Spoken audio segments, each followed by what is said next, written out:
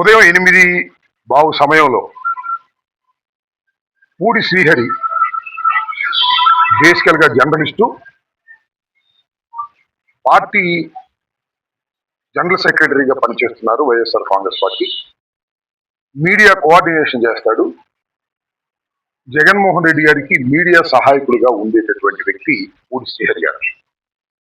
ఈరోజు జగన్మోహన్ రెడ్డి గారికి కొన్ని విషయాలు బ్రీఫ్ చేసి ఇంటికి వస్తున్నటువంటి సమయంలో ఉదయం 8 గంటలకు మధ్యలో కారు ఆపి దౌర్జన్యంగా కుప్పానికి సంబంధించినటువంటి కేసులో, అంటే కుప్పంలో రిజిస్టర్ అయిందంటే కేసు, ఆ కేసులో చిత్తూరు 2 టౌన్ నెట్టి కాంతయ్య అనేటువంటి సిఐ గారు దౌర్జన్యంగా తీసుకెళ్లారు.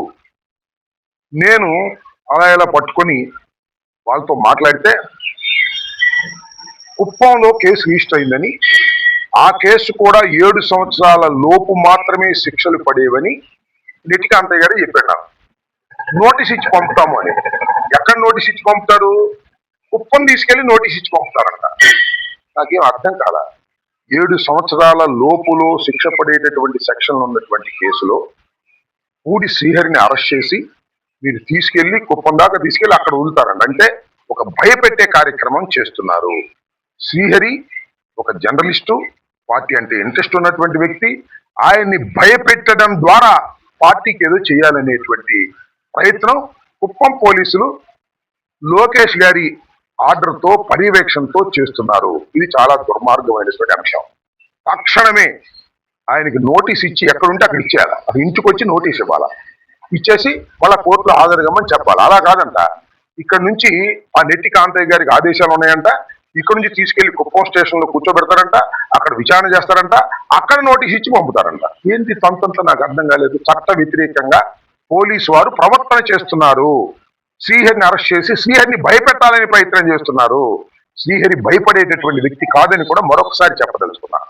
ఇలా అన్యాయంగా, అక్రమంగా తప్పుడు కేసులు పెట్టేటటువంటి కార్యక్రమం చేస్తున్నారు. మేము మొన్న ప్రతి పోలీస్ స్టేషన్ లో కేసు ఇచ్చాం రాధాకృష్ణ మీద. ఒక రిజిస్టర్ చేశారండి, ఒక్కరి కూడా రిజిస్టర్ చేయలే. ఈ 175 నియోజకవర్గాల్లో కూడా అందరం కూడా బాధ్యత కలిగిన వాళ్ళని కంప్లైంట్ ఇచ్చాం. ఏమీ రిజిస్టర్ చేయకోకుండా నాటకం ఆడుతున్నారంటే ఈ పోలీసు వ్యవస్థ తెలుగుదేశం పార్టీకి అనుకూలంగా వ్యవహరించేటటువంటి పరిస్థితుల్లో చేస్తున్నారు. దీన్ని సరి చేసుకోండి. పూడి శ్రీహరిని తక్షణమే ఎక్కడుంటే అక్కడ నోటీస్ ఇచ్చి రిలీజ్ చేయాల. అలా కాదంటే తీసుకెళ్లిపోతారంట. ఇది చాలా దుర్మార్గమైనటువంటి అంశం.